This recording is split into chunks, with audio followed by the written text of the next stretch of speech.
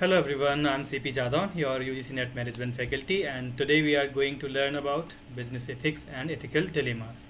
What are the different situation जो हम face करते हैं डिसीजन लेने में, जब कोई डिसीजन दोनों ही गलत हैं, लेकिन दोनों में से कौन सा कम गलत है, या दोनों ही सही, दोनों ही गलत हैं तो इनमें से कौन सा कम गलत है उसको हम पिक करते हैं। ऐसी सिचुएशन बहुत सारी आती है हमारे पास बिजनेस में, तो इसी को बोलते हैं ethical dilemmas.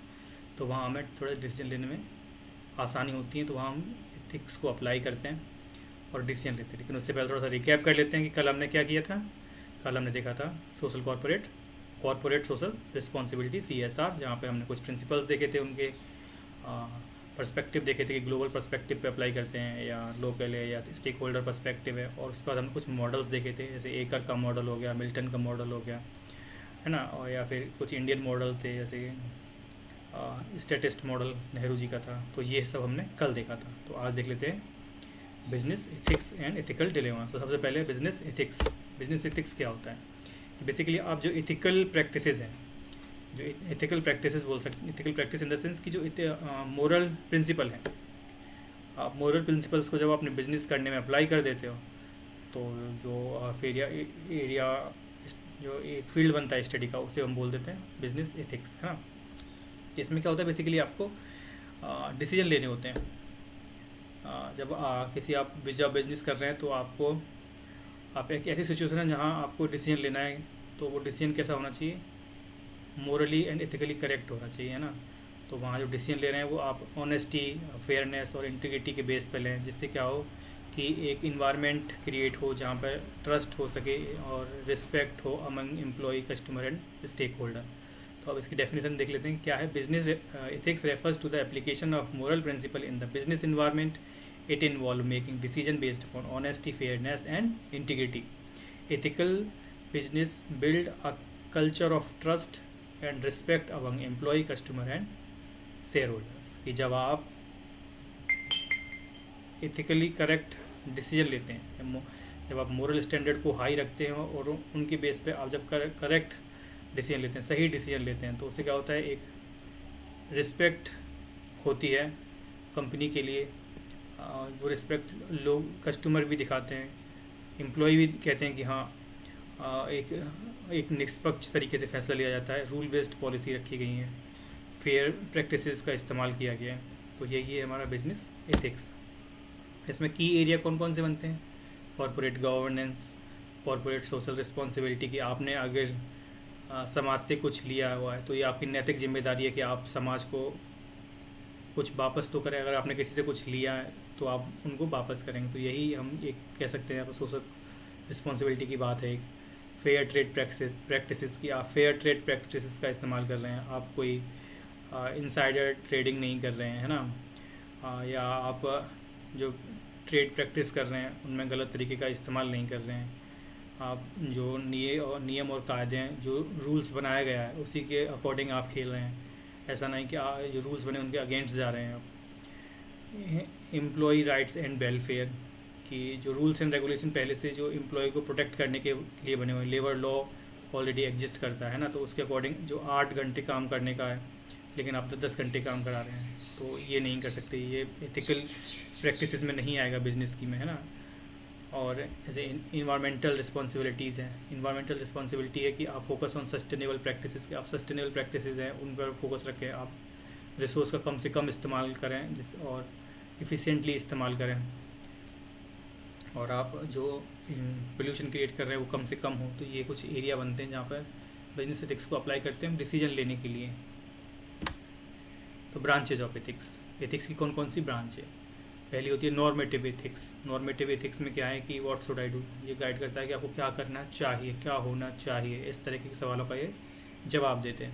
Focus on setting moral standard to guide human behaviour, ये क्या करता है, एक स्टैंडर्ड सेट करते हैं, मतलब एक मोरल प्रिंसिपल, एक कॉमन ग्राउंड बेस बनाते हैं जिसके बेस पे हम क्या कर सकें, ह्यूमन बिहेवियर को गाइड कर सकें कि एक पर्टिकुलर सिचुएशन में क्या करना चाहिए। Concern with people ought to do in various situation, वही ना कि डिफरेंट सिचुएशन आ रही हैं, तो डिफरेंट सिचुएशन में ह्यूमन को क्या करना चाहिए। It is perspective in nature, prescriptive in nature, meaning is tell us what is morally right और रॉन्ग। ये प्रिस्क्रिप्टिव इन नेचर है और बताता है हमको कि कौन सी चीज़ मोरली करेक्ट है और मोरली सही है। फॉर्म द बेस्ड और एथिकल थ्योरीज, और इसके और जो नॉर्मेटिव एथिक्स है इसके बेस पे डिफरेंट थ्योरीज बनती हैं, जैसे यूटिलिटेरिज्म थ्योरी है, डेंटोलॉजी थ्योरीज है, डिफरेंट डिफरेंट थ्योरीज हैं एथिक्स की, वो हम आगे देखेंगे। तो ये नॉर्मेटिव एथिक्स इनके लिए एक बेस तैयार करती है। नॉर्मेटिव एथिक्स का एक अपना गोल्डन रूल है, वो क्या है कि जैसा आप चाहते हैं, आप चाहते हैं कि लोग आपको ट्रीट करें, वैसा ही आप दूसरे लोगों को ट्रीट करिए। तो इस तरह का आप व्यवहार रखिए। Treat other the way you want to be treated. Treat other the way you want to be treated, कि जैसा आप चाहते हैं कि लोग आपको ट्रीट करें, आप वैसा ही दूसरे लोगों को ट्रीट करिए। मेटा एथिक्स, ये आंसर करता है व्हाट इज मोरालिटी, कि मोरालिटी क्या है, अच्छा क्या होता है, गलत क्या होता है। डिफरेंट डिफरेंट सिचुएशन में डिफरेंट डिफरेंट चीज़ों की मीनिंग बदल जाती है। तो मतलब ये क्या है, एक एब्स्ट्रैक्ट फॉर्म में, एक ऐसे एब्स्ट्रैक्ट फॉर्म में बात करता है, मतलब एब्स्ट्रैक्ट फॉर्म में चीज़ों की मीनिंग क्या है, मतलब क्या है, उन सबको समझाने की कोशिश करता है। Deals with meaning, source and nature of moral value and ethical terms, ask deep question like what does good really means, और morality is universal और relative की जो morality है वो universal है या फिर relative है, जगह जगह के हिसाब से बदल तो नहीं जाती है, हर जगह एक सी रहती है।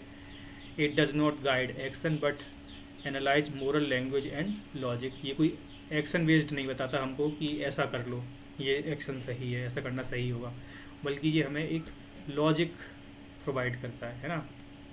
Often seen and philosophy of ethics itself, ये क्या है, एथिक्स की भी अपनी एक फिलोसफी है, जहाँ पे आप कह सकते हैं सिद्धांतों को, अलग अलग तरह के सिद्धांतों या फिर अलग अलग नियमों के बारे में सोचते हैं।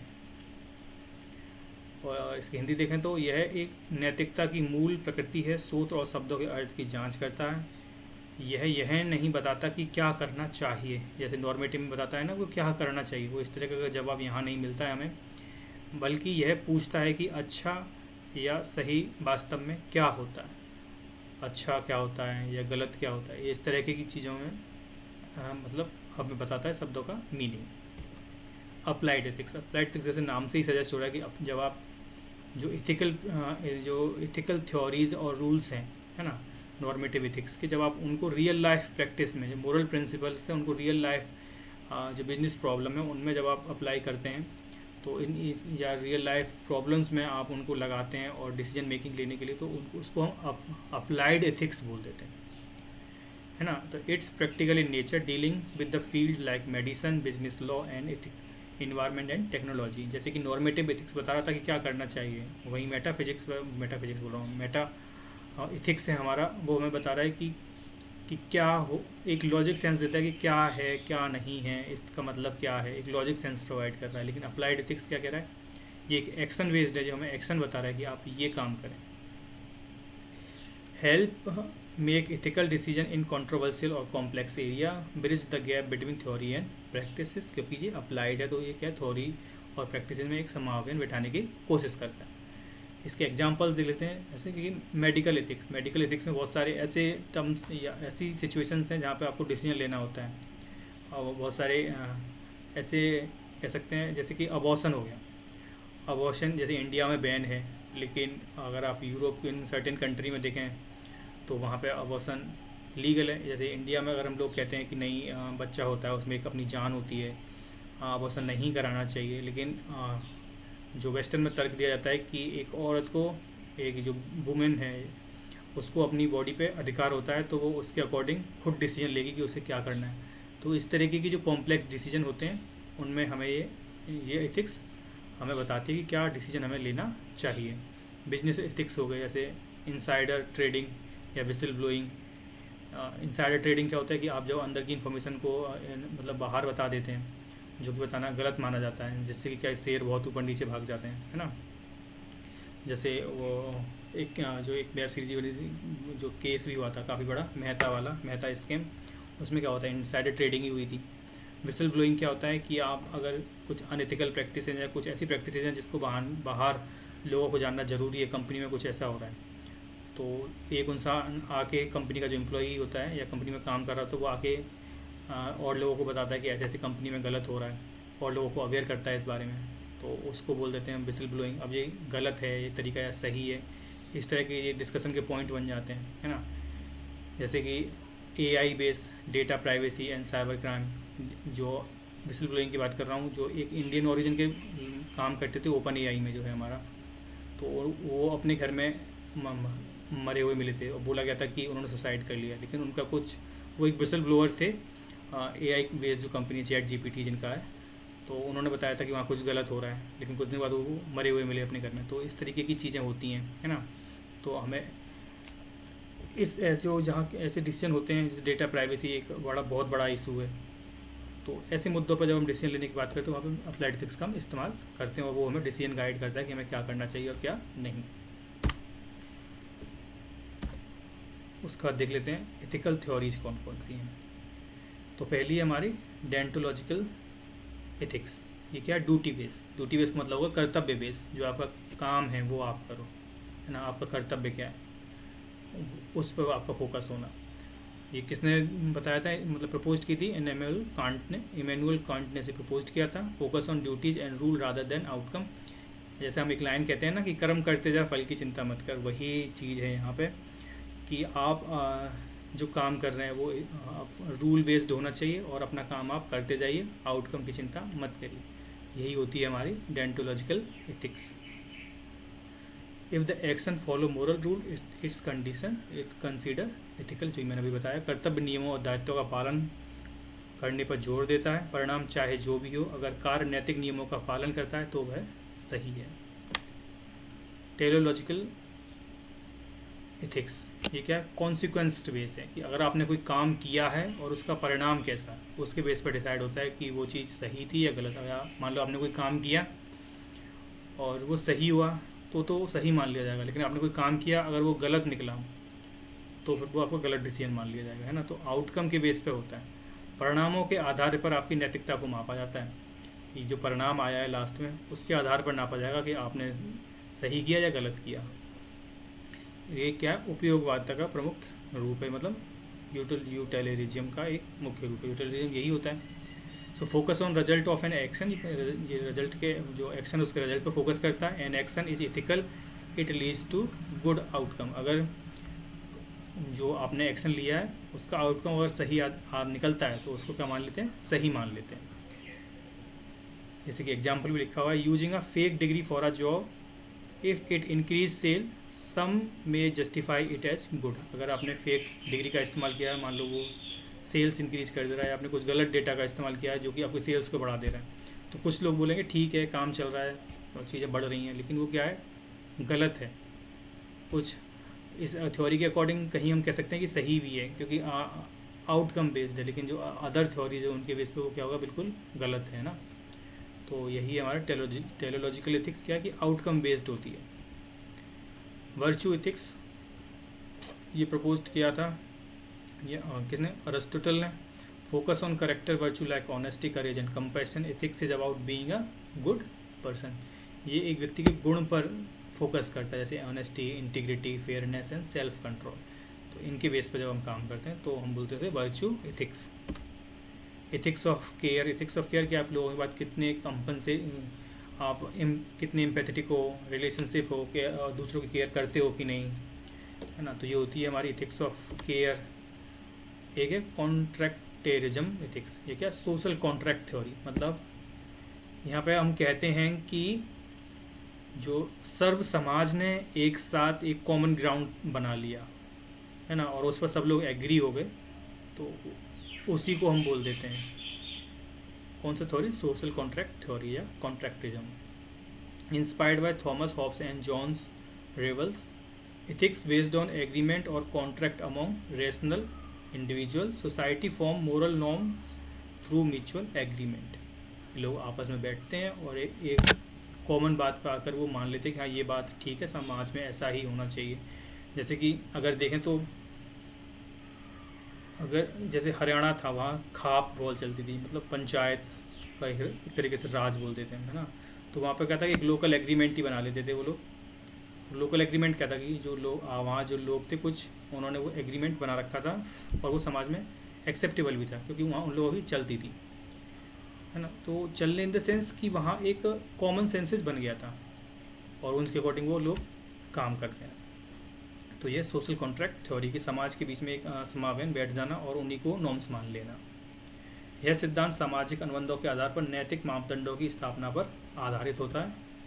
कंक्लूजन क्या देख सकते हैं इन सब चीज़ों का? बिजनेस एथिक्स का foundation of long term success. अगर आप बिजनेस प्रैक्टिस में एथिकल या मोरल सिद्धांतों का इस्तेमाल करेंगे तो वो लॉन्ग टर्म आपको एक सक्सेस देगा। Understanding ethical theories help individual and organisation make responsible decision that benefit both business and society. तो अगर हम एथिक्स को और इसके सिद्धांतों को, नैतिक शास्त्र है, इसको अगर हम सही से पढ़ेंगे तो और एक इंडिविजुअल इसको सही से पढ़ता है तो उसके क्या होगा, फ़ायदा क्या होगा कि वो अपने बिजनेस में जब इसको अप्लाई करेगा तो वो अच्छे डिसीजन ले सकेगा और लोगों के लिए अच्छे डिसीजन ले सकेगा और सोसाइटी के लिए कुछ अच्छा कर सकेगा। तो यही था हमारा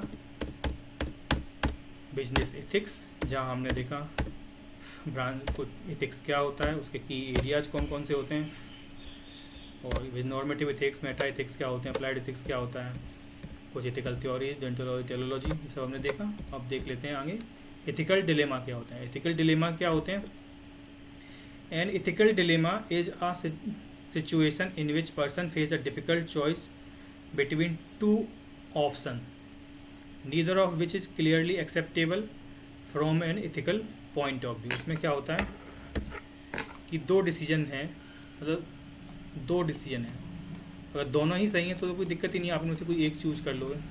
लेकिन दो डिसीजन है और वो दोनों ही क्या है, आधे आधे गलत हैं और थोड़े बहुत सही हैं।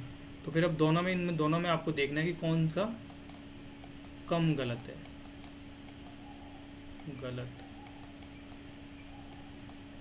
कौन सा कम गलत है ना, या दोनों में कौन सा ज़्यादा सही है। जब इस तरह की सिचुएशन पड़ती है कि दोनों डिसीजन ही पूरी तरह से सही नहीं है, neither of which is clearly acceptable from an ethical point of view. Ethical तरीके से देखें तो दोनों ही एक्सेप्टेबल नहीं है, लेकिन बिजनेस में कभी आप फंस जाते हैं और आपको डिसीजन लेना होता है, तो फिर हम वहाँ पे देखते हैं कि कैसे डिसीजन लिए जाएँ। Sometime unethical behaviour occur because of ethical dilemmas, complex situation with no clear cut rule. जब अगर हमारे पास रूल्स एंड रेगुलेशन है पहले से ही तो उनके बेस पर हम डिसीजन ले लेंगे कौन सी चीज़ गलत है या कौन सी चीज़ सही है। लेकिन अगर उनके लिए सही और गलत बताने वाला कोई है ही नहीं है, कोई क्लियर कट रूल्स ही नहीं है, तो वहाँ पे क्या होता है कि कभी कभी हम अनएथिकल डिसीजन भी ले लेते हैं। टू डिफाइन राइट और wrong, moral behaviour evolve as traditional resource like religion, law and custom often fail to guide in such cases. यहाँ पे क्या है, ये चीज़ें हमें गाइड सही से नहीं कर पाती हैं। तो एथिकल डिलेमा क्या है कि आपको दो डिसीजन के बीच में एक डिसीजन चूज करना होता है कि कौन सा कम गलत है ना। अब एथिकल डिलेमा है उसमें डिफरेंट सिचुएशन बनती हैं, उन पर हमें डिसीजन लेना है। तो एक कोवलबर्ग साहब है, इन्होंने एक थ्योरी दी है, उसके हिसाब से हम देखते हैं कि अब क्या डिसीजन लेना चाहिए। ठीक है, तो Kohlberg response proposed that individual passes through 6 stage of moral development, कि एक जो इंडिविजुअल है वो 6 स्टेज होती है मोरल डेवलपमेंट की, उनसे पास करता है। ग्रुप्ड इनटू 3 कैटेगरी, इन्होंने इसको 3 कैटेगरी में डिवाइड किया कि प्री कन्वेंशनल और कन्वेंशनल एंड पोस्ट कन्वेंशनल। इन्होंने 3 कैटेगरी में डिवाइड किया उनको। अपनी जो मोरल बिहेवियर है वो डेवलप होगा, वो 6 स्टेज में होता है और उनको इन्होंने 3 कैटेगरी में डिवाइड किया कि एक में दो हैं। तो उसको बताने के लिए इन्होंने to analyse moral reasoning at each level, इन्होंने कौन सी स्टडी, मतलब एक केस स्टडी करी है, इसका नाम था हिंज डिलेमा। यहाँ पे क्या था कि हिंज जो था, इनकी वाइफ क्या थी, बीमार थी बहुत। डॉक्टर ने इनसे बोला कि ये दवाई लेके आओ, तो ये दवाई लेने गए शॉपकीपर पे, तो वो इनसे 10 गुना या 20 गुना ज़्यादा पैसे मांग रहा है। अब ये घर आए वापस लौट के, इन्होंने पैसे कलेक्ट किए तो इनके पास अपने पैसे बन ही नहीं पा रहे। अब ये फिर शॉपकीपर के पास गए, उससे बोला कि इतने पैसे तो मेरे पास नहीं है, थोड़े बहुत पैसे इनको आप ले लो और मुझे दवाई दे दो। और डॉक्टर ने कहा है कि दवाई आपको लेके ही आनी, नहीं लेके आओ तो आपकी जो वाइफ है उसकी जान चली जाएगी। तो ऐसी सिचुएशन में क्या होना चाहिए कि हिंज को दवाई चुरा लेनी चाहिए या नहीं चुरानी चाहिए। तो यहाँ पे ये एक दुविधा की कंडीशन बन गई है हिंज के लिए। तो इसी सिनारियो को स्टडी करते हुए कोलबर्ग साहब हैं, उन्होंने इस थ्योरी को डेवलप किया है ना। तो अब देख लेते हैं कि कौन सी कंडीशन में वो चुराएंगे, कौन सी कंडीशन में वो दवाई नहीं चुराएंगे। तो 6 स्टेज बनती हैं, इनको देख लेते हैं एक एक करके। तो Kohlberg suggest that people move through these stages in a fixed order and that moral understanding is linked through the cognitive development। ये क्या है, बौद्धिक डेवलपमेंट से इन्होंने यहाँ पे क्या रिलेट कर दिया इसको, ठीक है, कि ये 6 स्टेज से गुजरेगा हर व्यक्ति, और वो जो उसकी बौद्धिक क्षमता है उस पर वो क्या करेंगे, निर्भर करेगी डेवलपमेंट पे। तो पहली है प्री कन्वेंशनल लेवल, जिसमें एज है 3 से 7 साल, 3 से 7 साल के बीच में ये होता है। तो पहला स्टेज होती है अवॉइडिंग पनिशमेंट। इसमें क्या होगा, moral reasoning is based upon consequences पे बेस्ड होगा। Heinz should not steel the drug because he might be punished. तो ये कॉन्सिक्वेंस पे बेस हो गया कि अगर वो दवाई चुरा लेगा तो उसका कॉन्सिक्वेंस क्या होगा, कि उसे पनिशमेंट मिल सकता है ना, तो दवाई वो नहीं चुराएगा। सेकेंड स्टेज होती है सेल्फ इंटरेस्ट। सेल्फ इंटरेस्ट क्या मतलब है, action is right if it satisfy on need. Hinge should not steel because it could cause trouble. तो इसमें इंटरेस्ट क्या है कि अगर इसने दवाई चुरा ली तो क्या होगा, ये उसके लिए क्या दिक्कत की बात हो सकती है, हो सकता है उसे पुलिस पकड़ ले या कोई और दिक्कत हो जाए। तो यहाँ पे सेल्फ इंटरेस्ट की बात आती है सेकेंड स्टेज पे। Instrumental purpose orientation, instrumental purpose orientation बन जाता है यहाँ पे। तो एक प्री कन्वेंशनल स्टेज है वो कितनी है, 3 से 7 साल के लिए। इसके बाद है कन्वेंशनल लेवल 8 से 13 साल। ये एज लिमिट और ये नाम हमें पता होने चाहिए, यही पूछे जाएंगे ज़्यादा से ज़्यादा एग्जाम में। तो थर्ड स्टेज में क्या है, और हाँ इनके ये गुड बॉय बिहेवियर कौन सी स्टेज में है ना, या लॉ एंड ऑर्डर मोरालिटी कौन से स्टेज में है, ये भी आपसे पूछ सकते हैं। तो गुड बॉय और गुड गर्ल एटीट्यूड का मतलब क्या है, कि जो दवाइयाँ हैं उनको वो चुरा लेगा। हिंजे वो दवाइयाँ क्या करेगा, चुरा लेगा। क्यों चुरा लेगा, क्योंकि उसे एक क्या है, अच्छा हस्बैंड बनना है। तो अच्छा हस्बैंड कब बनेगा, जब वो दवाई को अपनी वाइफ को बचाने में यूज कर सकेगा, तो वो दवाई चुरा लेंगे। The moral behaviour means conforming to social norms. Heinz should steal the drug because he is a good husband, क्योंकि वो एक अच्छा हस्बैंड है तो दवाइयाँ चुरा लेनी चाहिए। यहाँ पे वो सोशल नॉर्म्स के अकॉर्डिंग कन्फर्म कर देगा। लॉ एंड ऑर्डर मोरालिटी, इस स्टेज में क्या होगा, upholding law is seen as morally correct. यहाँ पे वो क्या करेगा कि जो रूल्स हैं, जो लॉ है उसको अपहोल्ड करेंगे और वो दवाइयाँ नहीं चुराएंगे। क्यों नहीं चुराएंगे, Heinz should not steal drug because it is illegal. वो दवाइयाँ क्यों नहीं चुरा रहे, क्योंकि ये जो नियम है, लॉ ऑफ द लैंड है, उनके अकॉर्डिंग क्या है, ये गलत बात है। तो वो दवाइयों को नहीं चुराएंगे, क्योंकि चुराना क्या होती है, गलत बात होती है, इलीगल एक्टिविटी होती है। तो फोर्थ स्टेज में वो नहीं चुराएंगे। क्यों नहीं चुराएंगे, क्योंकि यहाँ पर वो देख रहे हैं, अपहोल्ड करना चाह रहे हैं लॉ को, जो मोरली करेक्ट है वो काम करना चाह रहे हैं। और थर्ड स्टेज, जो थर्ड है हमारा पोस्ट कन्वेंशनल लेवल, इसमें क्या है, अडल्टहुड्स में आ गए हम 13 साल से ऊपर आ गए है ना, अडल्टहुड में आ गए। तो इसमें क्या है, social contract. The law can be changed for the greater goods. यहाँ पे वो सोच रहे हैं कि लॉ को बदल सकते हैं जब ज़्यादा कुछ अच्छा कर रहे हो तो, ग्रेटर गुड्स के लिए। Hinge should steal the drug because saving life is more important then property. Property. तो वो बोल रहे हैं कि जो हिंज को है वो दवाई स्टोर तोड़ के रात में चुरा लेनी चाहिए। क्यों चुरा लेनी चाहिए, क्योंकि उससे क्या है कि saving life is much more greater than the stealing property या ब्रेकिंग प्रॉपर्टी। तो यहाँ पे क्या, ग्रेटर गुड के लिए, मतलब लाइफ उन्होंने क्या मान लिया, ग्रेटर गुड मान लिया कि चुराना छोटी गलती है और किसी की लाइफ बचाना बहुत अच्छी बात है। उसके कंपैरिजन में यहाँ पे कंपेयर कर रहे हैं वो, ठीक है। तो उन्हें दवाई चुरा लेनी चाहिए। सोशल कॉन्ट्रैक्ट की बात हुई है, अडल्टहुड स्टेज में आ गए। और फिफ्थ स्टेज होती है यूनिवर्सल एथिकल प्रिंसिपल। ये क्या है कि मोरल रीजनिंग यहाँ पे होती है, is based upon justice, equality and human rights. इनके बेस पे वो मोरलिटी को करते हैं कि जस्टिस के बेस पे, इक्वालिटी एक साथ रखें, ह्यूमन राइट के बेस पे। यहाँ पे क्या होगा, Heinz should steal the drug and willing to accept the consequence to uphold the sanity of life. तो यहाँ पे क्या है वो कि जो हिंज है उनको दवाई चुरा लेनी चाहिए, और दवाई चुराने के बाद जो उसके बाद के कॉन्सिक्वेंस है, या उन्हें पुलिस पकड़ेगी या कुछ भी होगा, वो उनको वो चीज़ एक्सेप्ट कर लेनी चाहिए। तो ये हमारी universal ethical principle, sixth stage. तो ये हमने देखे कोलबर्ग के डेवलपमेंट स्टेज। इनका ये नाम बहुत ज़रूरी है, थ्योरी के साथ ये बहुत पूछा जाता है कि मोरल डेवलपमेंट की थ्योरी में कितनी स्टेजेस थी, या कौन सी स्टेज को क्या बोलते हैं, या कौन सी स्टेज में वो क्या करना चाह रहे हैं, ऐसे सवाल आपसे पूछे जाएंगे। मैंने ये चार्ट प्रिपेयर भी कर दिया यहाँ पे। फर्स्ट स्टेज क्या क्या होना चाहिए और कैसे, ये आप एक बार गो थ्रू कर सकते हैं। दूसरा जो मॉडल है हमारा वो है जेम्स रेस्ट का।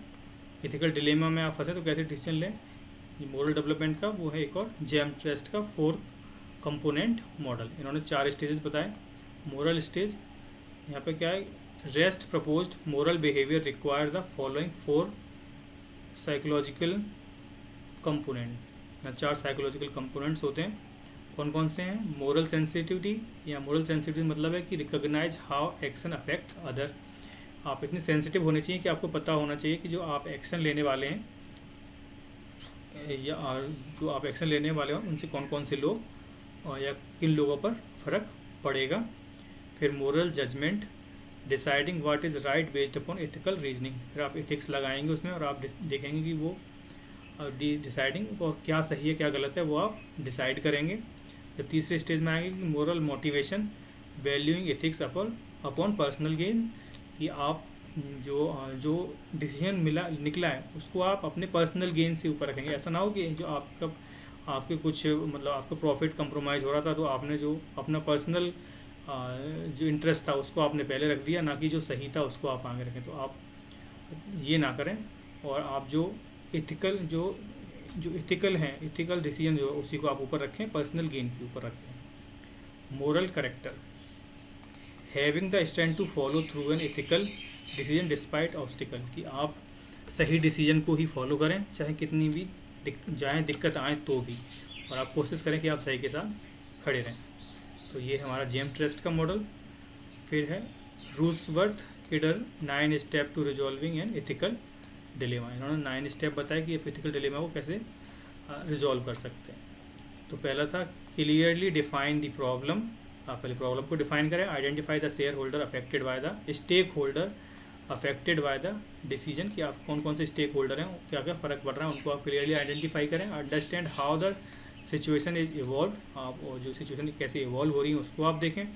Test for right versus wrong issue, is it illegal, what if role is reversed. अब आप राइट और रॉन्ग को देखें, ठीक है, और क्या इलीगल है क्या नहीं है ये भी आप वहाँ पे चेक करें। Test right versus right, both choice might be morally valid. दोनों ही कभी कभी क्या होता है, दोनों ही लोग ऐसे बोलते हैं सही है, अब क्या किया जाए। तो वहाँ पे राइट वर्सेज राइट को भी आपको देखना है कि कौन सा ज़्यादा राइट है ना। फिर आपको क्या इथिकल अप्रोच लगानी, कि आप कौन सी अप्रोच लगा रहे हैं। यूटिलिटरिज्म को उसको कि ज़्यादा लोग कैसे खुश हों। डेंटोलॉजी क्या होता है कि जो आपके कर्तव्य बेस्ड था, मतलब ड्यूटी बेस्ड था, या गोल्डन रूल अप्लाई करें नॉर्मेटिव एथिक्स का, है ना। तो यही सब है, treat other the way you want to be treated, है ना। तो यही सब आपको अप्लाई करने अपने डिसीजन मेकिंग में। Check if there is a third person और अल्टरनेटिव सोल्यूशन, थर्ड ऑप्शन और अल्टरनेटिव सोल्यूशन, कोई और अल्टरनेटिव सोल्यूशन अवेलेबल है कि नहीं। Make the decision and act, अब डिसीजन लेना और उस पर एक्ट करें। Reflect the view and outcome. तो यही था हमारा किडर का 9 स्टेप मॉडल। तो ये हमने देख लिया एथिकल डिलेमा क्या होता है, किन सिचुएशन को एथिकल डिलेमा बोलते हैं, ये मैंने बता दिया आपको। फिर कोलबर्ग की एथिकल डेवलपमेंट थ्योरी, फिर रेस्ट का मॉडल हमने देख लिया, फिर हमने किडर्स का 9 स्टेप मॉडल देख लिया एथिकल डिलेमा को सॉल्व करने के लिए। तो यही था बस आज की क्लास के लिए। Thank you.